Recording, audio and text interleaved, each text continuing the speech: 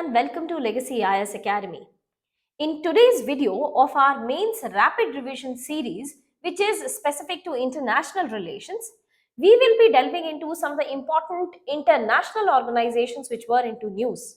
That is, most importantly, BRICS and a counter organization that is emerging out of BRICS, or I would say anti-BRICS, that is the Quad grouping. So we will be delving into what has been the recent developments with respect to BRICS, what is the overall significance of BRICS, and so was the case with Quad. So we will be also delving into this detail that what has been discussed in Quad meetings last year, and we are expecting to have another important meeting for Quad in India this year that makes this organization very, very important for UPSC mains 2025. So let us start with the first organization, that is BRICS. Talking about BRICS, we very well know, now that we have been preparing for this exam for a very long period of time, BRICS stands for Brazil, Russia, India, China and South Africa. The organization was consisting of only BRIC, that is Brazil, Russia, India and China in 2009. Sorry. This membership was expanded to South Africa in 2010. But what was so specific that this organization came up in 2009? What was the overall international scenario that gave birth to such kind of organization? So if we talk about the reasons for this organization to be born in 2009, that was most importantly the subprime crisis of United States of America in 2008. We will be delving into the history, the background and all of this. But most importantly, let us discuss about what was discussed in BRICS 2025 meeting, which our Prime Minister had attended in Brazil this year, in fact, this month itself. Talking about the outcome of 17th BRICS Summit. The 17th BRICS Summit had a very important theme, and the theme itself is very, very denotive of this fact that in what direction BRICS is going to align its next decade. The entire next 10 years of BRICS is going to focus on these specific sectors. That was one of the important outcomes that was visible, clearly visible from the theme of BRICS 2025 17th Summit, which took place in Brazil. Talking about what was the theme spoke about strengthening global South cooperation. So that becomes one of the important focus that BRICS in next 10 years shall be focusing on the global South. If we look at the outcomes also, when we discuss about the key outcomes that emerged out of the 17th BRICS Summit, we will also be focusing into this fact that how is it focusing on cooperation with the global South. So, global South cooperation for more inclusive and sustainable governance. So, this will be much more inclusive in its aspect. For example, United Nations, World Trade Organizations for that matter, IMF and World Bank has of lately been very much criticized, and specifically with respect to United Nations Security Council, it has been very, very criticized for this fact that it is not inclusive. We have a huge number of countries coming from Asia and Africa, approximately 100 of them, who have not got a membership of United Nations Security Council till date, whether permanent is not a question as of now, but we do understand that at least non-permanent membership could have been granted to these nations. But there are approximately 100 nations from Asia and Africa who have not got a membership of Security Council's non-permanent seat as well. So, BRICS on the other hand is trying to emphasize this fact that unlike the Western organizations largely dominated by World Trade Organization, World Bank, IMF, United Nations, this will be one organization which will be much more inclusive of which all countries which have been largely ignored in history so far, that is Global South. Apart from its inclusivity, it is also talking about one important aspect, that is sustainability, sustainable governance. So when we speak about sustainable governance, this is not specific to only climate change. It is also related to accomplishment of the SDGs. It is also related to stable political and economic government. So it has been talking about the BRICS, the theme of 2025 has been talking about that whatever initiatives BRICS will be taking, this will be helpful for the countries to move towards a sustainable governance in terms of environment, in terms of politics, in terms of economics, and consequently leading to other domains of governance also. So theme of Brazil, the last summit that took place in Brazil, is that is why we say that this is this vision of the entire BRICS grouping in next 10-15 years, in what direction, in what agenda they will be working towards. They will be working towards the cooperation of the global south, point number one. They will also be working towards sustainable governance and also towards inclusive governance. Okay. Okay, talking about 2026, the BRICS chairmanship, the next year, that is next year, this year the meeting was hosted and chaired by Brazil. But 2026 ka meeting is going to take place in India. The chairmanship will also be held by India, and the ownership, the host will also be 2026 ka BRICS ka summit will be taking place in India. So that now becomes very, very important that India should take the next step amongst all the steps that Brazil has taken in its meeting, the 2025 meeting, key outcomes that we will be discussing. India should be taking the next steps to these agenda. Okay? Because the meeting is going to take place after this in India. Now talking about some of the important outcomes of 17th BRICS summit. Talking about the key outcomes that came out of this summit, the most important one of the most demanded one, was also the reforms of important international institutions. Now we know that some of the major international institutions, the one that is talking about international peace and security, such as United Nations, another one talking about international economics, that is World Bank and IMF, or international trade, that is World Trade Organization. Majority of these organizations have remained biased to the Western powers. For example, United Nations Security Council has, if we talk about only Security Council, it has 10 non-permanent members and 5 permanent members. The 10 non-permanent members are elected for 2 years. Okay? But if we talk about the 5 permanent members, that is a P5 nation, that is inclusive of US, UK, Russia, China and France. If we talk about only these P5 nations, they have obviously been the permanent members of Security Council. That means a large part of Europe and America is represented in Security Council's permanent membership. But Asia, or for that matter Africa, has a very, very low representation. If we talk about Africa's representation, it is not even there in the permanent Security Council membership. So all in all, UN Security Council is focused on certain countries. So that has been a permanent demand, that these countries have been misusing veto powers. These countries have stayed in that permanent seat, and other part of the world, which is largely representative of the population, has not got a proper say in United Nations.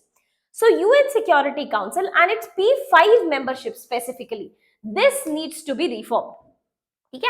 Although there should be certain changes in the 10 non-permanent seats also, because as we discussed, there are so many African and Asian nations who have not got a membership of, let's say, forget about permanent membership, but non-permanent membership, maybe these countries have not been represented so far, any time. So UN Security Council needs reformation. Apart from this, IMF and World Bank is not representative of emerging markets and developing countries. So World Bank and IMF is having a greater say. For example, whatever IMF decides, let's say Pakistan ko they have given certain bailout package. So who takes this decision is all dependent upon who contributes to IMF largely. It is irrespective of the population of that country. It is irrespective of where is the largest part of the world residing. It is just representative of that if you give more money to IMF, you will have a greater say in the decisions of IMF. So talking about the IMF as well as World Bank, this is not having a proper say, proper voice of emerging markets and developing countries. So this also needs to be expanded such that more consensus, more veto powers shall also be granted to other nations which are large representatives of their population. Overall world's population. Now, IMF and World Bank we spoke about. We also need to talk about the World Trade Organization. So, World Trade Organization is also suffering from so many problems. For example, the overall organization was aimed at reducing the tariff and non-tariff barriers. The overall organization was also aimed at this fact that national treatment of goods should be carried out. For example, a good that is being sold in India which actually belongs to Bangladesh, there should be absolutely no tariff and non-tariff barriers such that the good should be given a national treatment in a foreign territory also. Okay? So there were some very high aims with which World Trade Organization was created. But look at the world that we are living into today. There is immense amount of protectionism. For example, the tariff cards, tariff games that US plays time and again. For example, CBAM that United Nations, sorry, European Union is imposing. So we are having new domains of protectionism. The developed countries who have already taken the benefits of globalization are moving towards anti-globalization. And these developed countries are having a greater say in World Trade Organization. So overall, these countries have taken the benefits of globalization and are now moving towards anti-globalization. On the other hand, the countries who are in genuine need of protectionism, for example, a country like India, which needs to protect its Indian farmers, these countries are being pressurized that you need to reduce, stop giving subsidies, such kind of subsidies which are trade distorting, you should not be granting these kind of subsidies. So countries like India is under immense amount of pressure, which is actually in need of protectionism. But countries like United States, or even for that matter European Union, who is not even remotely in need of protectionism, are happily able to employ such kind of schemes. So all in all, when these countries met at BRICS, they also decided that we need to reform such institutions and bring out a rule-based World Trade Organization. Talking about other things that were discussed in Brazil, it was also about peace and security. For example, they spoke about the international disturbances that is taking place world over. For example, the Israel-Palestine issue. So BRICS also spoke about a two-state solution and also to ensure peace and stability in the Gaza Strip. So two-state solution was one of the important ideas. It was also supportive of United Nations two-state solution, that let the country be divided into two parts. Let it consist of Israeli Jewish population and Palestinian Arabic population also. So BRICS, in order to stabilize peace or in order to ensure peace and security, spoke about two-state solution. They have also condemned the Pahalgam terror attack. Although they did not specifically criticize Pakistan, but they did carry out immense criticism of terrorist activities that India witnesses time and again because of any of its neighbor. Additionally, for peace and security, they also spoke about African problems, and they stated that the solution to Africa is remaining within Africa itself. Let's say that the countries that are facing disturbances, for example, there has been most recently the peace deal that has been signed between Democratic Republic of Congo and Rwanda, because of the regional rebel groups working in Democratic Republic of Congo and who were taking in the minerals of DRC and selling it off through Rwanda. So there was a peace deal which was signed between these two nations. Additionally, we know that Africa is one of the richest continents in terms of critical minerals and rare earth minerals. So critical minerals, rare earth minerals, gold, diamond, platinum, these are some of the important rich minerals which is largely present in African continent in various countries, including Namibia, including Guyana, including for that matter Rwanda, DRC, Uganda and others, and also South Africa. So South Africa, being one of the members of BRICS, they tried to emphasize on this fact that because Africa is a resource rich nation, so every country has tried to extract these resources and utilize it for their own benefit. This has led to the resource curse of Africa, and to solve this problem, we need to come up with an African solution to the African problem. Okay, so peace and security in Africa shall be maintained through the ideas that are coming from Africa itself. So let there be an African solution. Let the solution come locally. Okay? So African solutions to the African problem. Additionally, the meeting also spoke about the sustainable development. Of course, there has been too much discussion with respect to climate finance, and we are well aware of this fact that majority of the developed countries, if we talk about specific countries such as Canada, Australia, for that matter Singapore also, is very reluctant to supply funds to the developing countries such that their INDC goals shall be fulfilled. So overall, there is too much biased nature of the climate finance flows. Under the meeting of BRICS, which took place in Brazil 2025, they spoke about sustainable development and a leaders framework declaration on climate finance. So they spoke about that let the climate finance flow from developed nations to certain developing nations who have shown potential. For example, a country like India, let's say Brazil, or for that matter China, who have shown potential that if they are granted funds, they have already taken so many initiatives in terms of shifting towards renewable energy. If you provide them with funds, these countries will be able to successfully deliver you certain climate promises. So in this direction, we should be funding these countries. Plus, a very important initiative that was signed was on the BRICS carbon market. So we are deciding, the BRICS nations are deciding that let us shift towards a BRICS carbon market. Okay. Talking about some other outcomes that took place in Brazil 2025 is the financial cooperation. So in financial cooperation, they spoke about cross-border payments. Cross-border payments say we will be reducing the overall dependency on dollars. So de-dollarization, which has been one of the primary aims of BRICS, that can be emphasized if we proceed with this fact that cross-border payments के लिए we are making use of the local currency, be it any of these countries. ठीक है? Talking about the expansion of new development bank, Brazil welcomed that there should be more and more countries who should be granted membership to NDB. Now, talking about the expansion of NDB, that is New Development Bank, we need to keep this in mind that New Development Bank members and the overall BRICS members can be two different categories. For example, Bangladesh is one such country which is a member of New Development Bank, but this country is not a member of BRICS.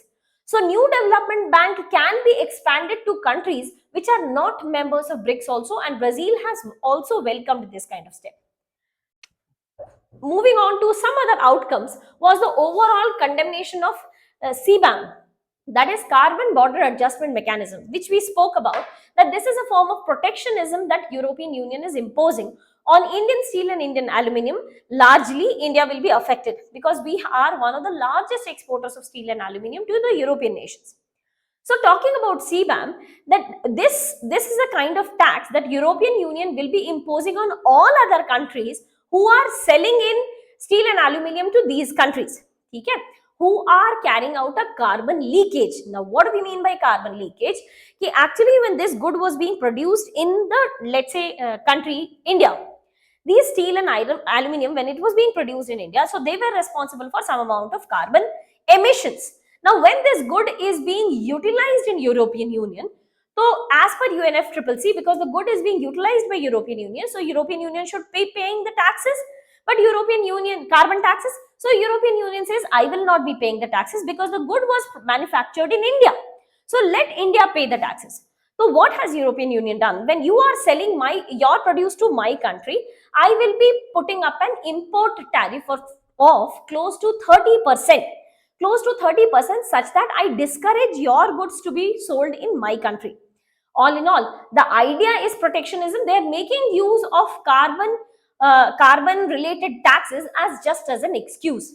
So this was criticized by Brazil as well as BRICS nation.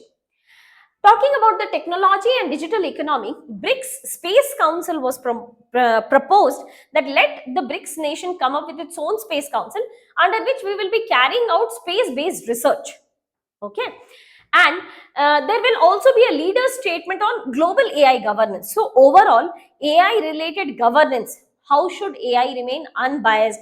How should AI carry out overall sustainability-related aspects?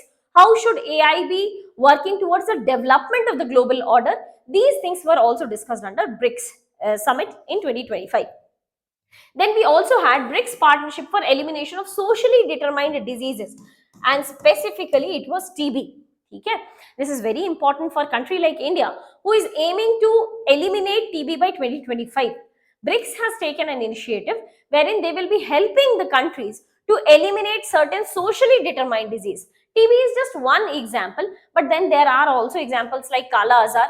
There are certain diseases which is related to sanitation, improper sanitation and improper living conditions.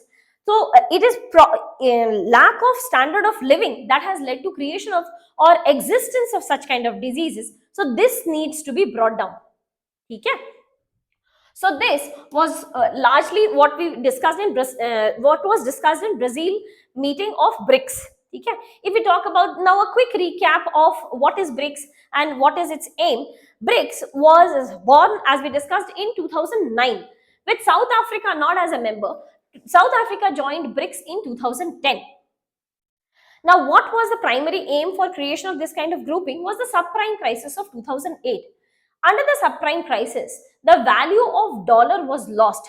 To a great extent, it was lost. Okay? So, rest of the world did realize this fact that our over dependence for every trade across the world, all the countries are largely making use of dollar as a stable currency. So that makes dollar as a hot currency. If we need to work towards internationalization of our currency or reducing the overall dependence on dollars, India or other countries needs to shift away from dollar. This was the concept of de-dollarization, that in international trade, instead of making use of dollar, let us try and rely on some other forms of currency. It can be ruble, it can be yen, or it can be renminbi, for that matter, any other hot currency.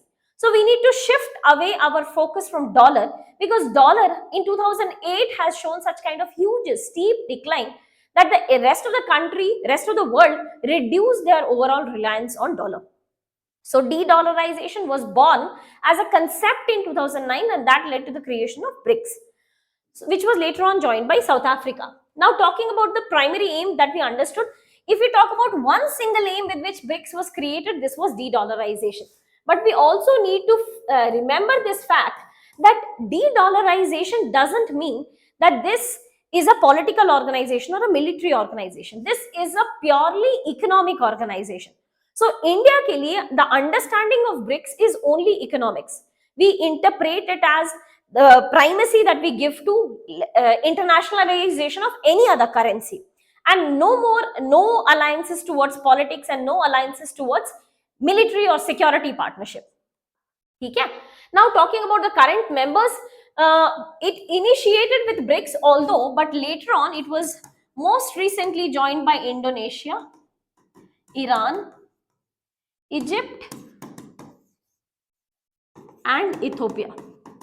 Although we do have Saudi Arabia also as one of the members. Saudi Arabia had also joined BRICS grouping in 2024, but they have not formally joined this meeting. The Prime Minister, the head of the government, has not attended any of the meetings of BRICS so far. Okay? Argentina had also applied for its membership, but they backed out. So Argentina is no more into question of BRICS membership as of now.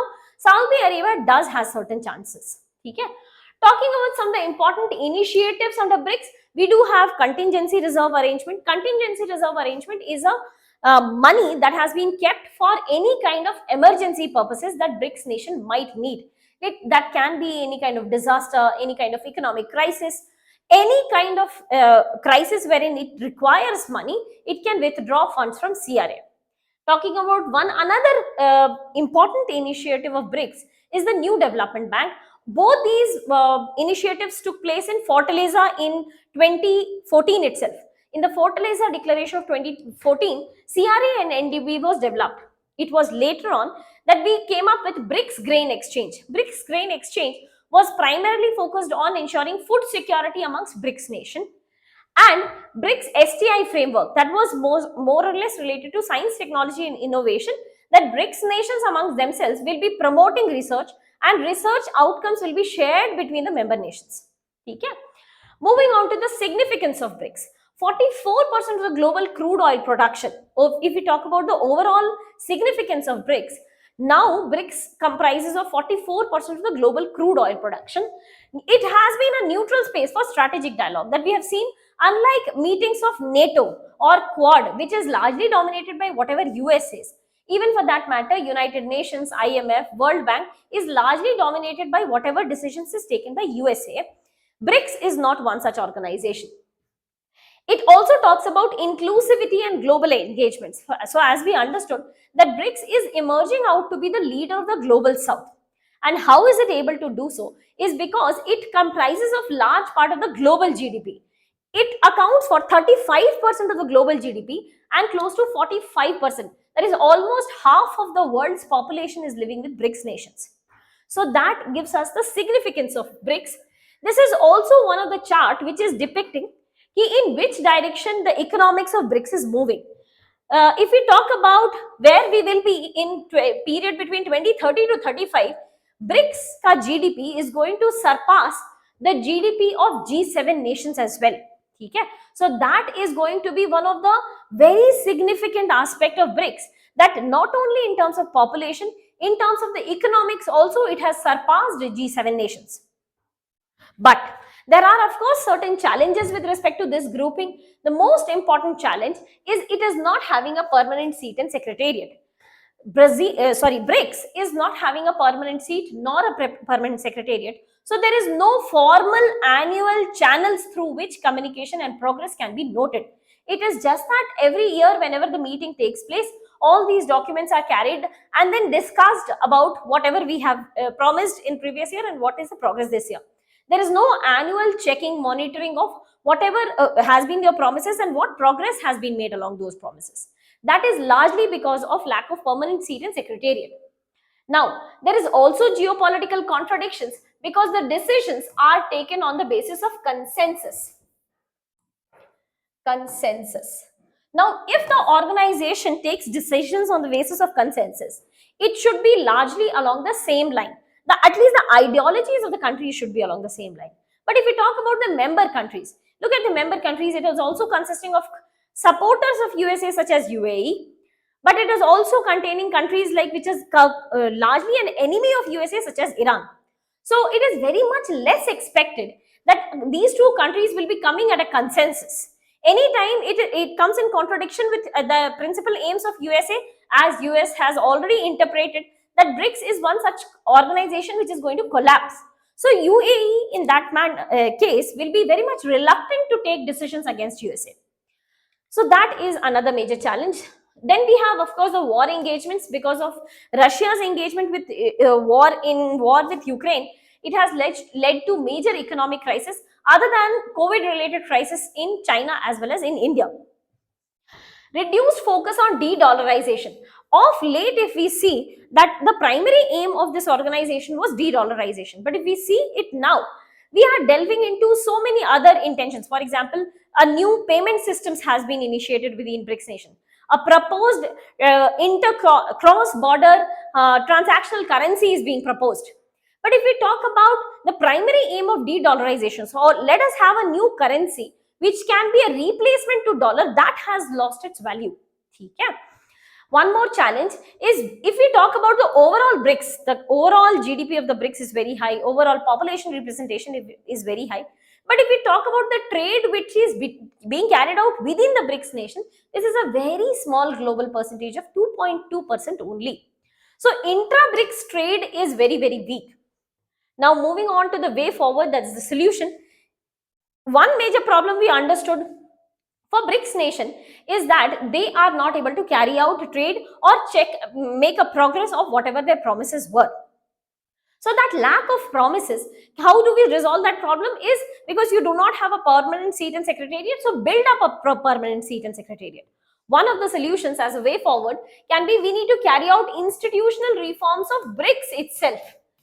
BRICS itself needs to be reformed such that we can have a permanent Secretariat. Other than this, BRICS should come up with a free trade agreement. Free trade agreement should also be ensuring this fact that it should be still acting as a voice of the global south.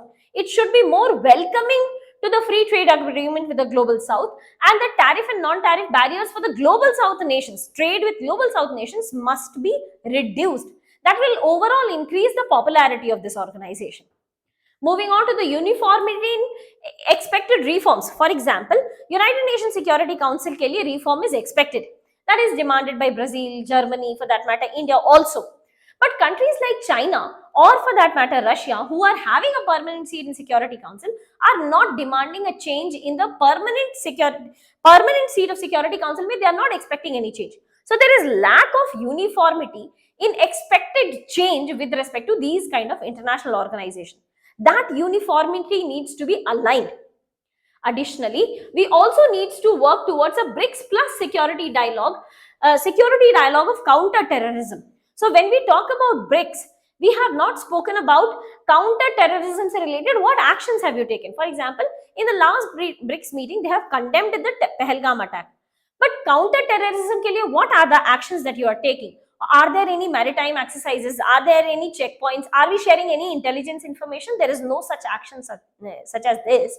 So that can also be introduced as a way forward, as a suggestive solution to some of the important reforms that can be carried out to BRICS. So with that, we have completed BRICS. Now moving on to the next important organization, that is Quad. Continuing our discussion with respect to the next organization, that is Quad. Quad is actually an informal grouping of 4 countries, largely who were initially members of Malabar exercise. So these countries include United States, Japan, Australia, as well as India. Japan used to call this as the Asian Diamond, although US was not part of this, but this organization, which largely encompasses Pacific Ocean, has been talking about free and open Indo-Pacific. So before we delve into the significance of Quad itself, let us talk about quickly what is the significance of Indo-Pacific. If we talk about the significance of these 2 important oceans, it connects one of the world's largest producer to the one of the world's largest consumer. World's consumer market lies largely in Asia, that is countries like India as well as some of the major African nations. But if we talk about the producer nations are largely concentrated to Americas and Europes. So that gives us the significance of why Indo-Pacific Ocean itself becomes so important, because it is connective of the producer to the consumer organization. But this region is dominated because of the exercises, because of the regular dominance in the maritime area, especially denoted by China. And certain countries who are annoyed by these behaviors have requested for such kind of origination of such kind of group known as Quad. Quad has also been criticized, being called as the Asian NATO. But there is one thing that we need to emphasize, that India has time and again emphasized this fact that Quad is not a security partnership, it is not a military organization. The countries are largely focusing only and only on economics, and to ensure that this is a resilient economy. Resilient economy because China has time and again tried to control the overall consumer market. China has also been one of the largest producer of rare earth minerals and critical minerals, which are very important for generation of renewable energy, such as cobalt, such as lithium, such as phosphorus, etc. So because these countries have faced shortage of such kind of commodity world over, so they are such countries, apart from Quad nations, also there are other nations, but these nations specifically are trying to build up an economics which is resilient to such kind of Chinese behavior. In this case, Quad grouping becomes very, very important. As we understood, one of the primary aims of Quad grouping is to ensure free and open Indo-Pacific, which should not be affected by the strategic intentions of the countries which are adjoining these oceans. Additionally, we also have emphasized on this fact that this is not a security, defense, or a military alliance.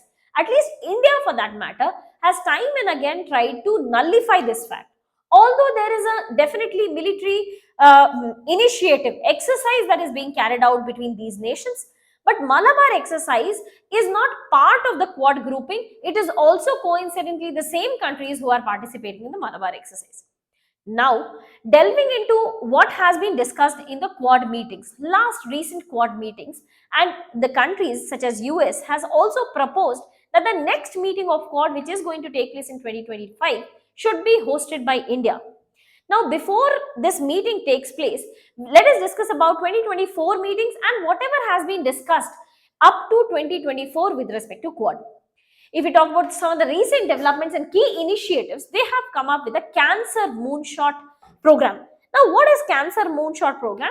There will be vaccination for specifically cervical cancer. Name of this virus is HPV virus, that is also known as human papilloma virus. Human papilloma virus is responsible as a biological agent to cause cancer, especially amongst women, that is the cervical cancer. So the Cancer Moonshot initiative as part of Quad will be ensuring that the female in the age group of 9 to 18 years shall be granted this kind of vaccination such that they do not suffer from cervical cancer. Additionally, they have also come up with Ports of Future Partnership. Why is Ports of Future Partnership so important? Because these countries are supposed to provide not only economic engagements, not only economic options for engagements, but also humanitarian assistance and disaster relief in the entire Indo-Pacific region. So in that case, if the countries need to align themselves with all other countries who are able to provide HADR, that is human assistance and disaster relief, humanitarian assistance and disaster relief in these oceans, they need to cooperate and collaborate between these ports. This kind of interaction ke liye we have come up, the Quad grouping has come up with Ports of Future Interaction, a partnership. This grouping has also initiated an investors network. So some of the major investors of all these four nations, that is inclusive of Japan, Australia, USA, and in India, these investors will collaborate and invest in some innovative projects, especially with respect to sustainable development and accomplishment of SDG related goals. The Quad grouping has also initiated maritime initiative for training in the Indo-Pacific region. So the countries who are interested in carrying out regular maritime exercises in the Indo-Pacific region, so these countries will be provided with training under the Quad membership. Additionally, they have also come up with QChamp. Now QChamp actually focuses on adaptation and mitigation. This stands for Quad Climate Change Adaptation and Mitigation Related Program. So QChamp will ensure that for adaptation and mitigation, whatever be the funds required by the nations, it is not only restricted to the Quad nations, but any kind of nation who is supportive of the initiatives of Quad will be granted funds for adaptation and mitigation, and whatever be the technological aspects that these countries demand will be granted through QChamp initiative. Last but not the least, these countries have also come up with supply chain resilience initiative. As we discussed earlier, China has time and again tried to manipulate the international supplies of some of the important critical minerals and rare earth minerals, such as phosphorus, such as cobalt, amongst others.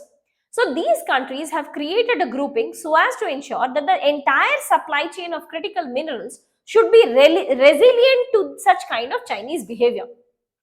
Now, talking about the significance of Quad and some of the important challenges that are faced by Quad, Quad now currently comprises of 24% of the global population and 35% of the global GDP. Now, that is very, very important, because if we delve into the overall GDP of BRICS nations also, that is 35%.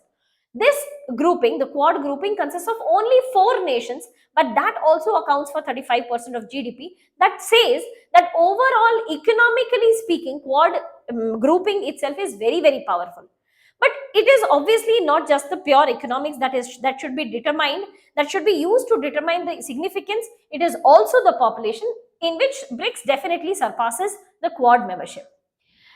Talking about another significance, it is this is comprising of 18% of the global trade. If we talk about what is the contribution of Quad group members to the overall global trade, this is very, very significant, which is 18%. This is also acting as a strategic balance to the Chinese initiative. For example, China has time and again initiated projects such as Belt and Road Initiative, or tried to connect through maritime Silk Route. On the other hand, countries like Quad, they have tried to strategically balance their relationship, and they have tried to help all other countries to fulfill their goals with respect to SDGs, with respect to INDCs, not in a as compared to China, which is not in sustainable manner. The loans granted by China is not in a sustainable manner. The Quad grouping have granted loans which are much more sustainable in nature. Okay? They are also engaging in economic collaboration. But once we move into the challenges of Quad, one very important challenge of Quad is that the countries, the member countries, are having a divergent interest. If we talk about Australia, its dependence on China is very, very high. if we look at this perspective, that Quad is rising as an anti-China membership, anti-China organization, so Australia will not be very proactive in taking decisions against China. On the other hand, India's dependency on China is high, but we are trying to overall reduce our dependency on China through initiatives such as PLI or Make in India initiative. But Australia is currently happily engaging with China. On the other hand, Japan has been always vocal about this fact about free and open Indo-Pacific. But if we see about the last few years, last year of United States, this has been more and more in terms of tariff and retaliatory tariffs. USA has tried to balance and equate its relationship with all other countries only in terms of money and not with the global intentions. So the global intentions of USA has narrowed down to the economic intentions only. So different members of Quad are now currently moving with divergent interest. On the other hand, one more challenge is it is much less institutionalized. At least BRICS, although it is not having a permanent secretariat, not permanent seat, but it is regularly having a meeting and there is a progress and check of its developments. On the other hand, Quad is very new, naive. If we talk about the idea of generation of Quad, it was way ahead than BRICS in 2004 itself. In fact, 2024 marked 20 years of this organization and we have not seen some significant developments in Quad taking place of late. Last but not the least, if we look into the treaties and partnerships across the Quad, so there is a formal treaty between US and Japan in terms of security, between US and Australia in terms of mineral supplies. For that matter, Japan, India, US, India, Australia, India is just a strategic partnership. There is no formal treaty or alliance. So is the case with Japan and Australia also. So because of lack of formal treaty and formal alliances, we can be unsure of the promises that are coming up in through this organization. So that was one more challenge associated to the Quad grouping. Now moving on to the way forward. What can be the solutions to this? First important solution can be strengthening the overall institutionalization. So as we understood, Quad is not having a paperwork, is not tracking its progress. Whatever has been its target and whatever it has achieved, it is not targeting and tracking that. So we need to strengthen the overall institutionalization. First of all, we need to formalize this organization itself.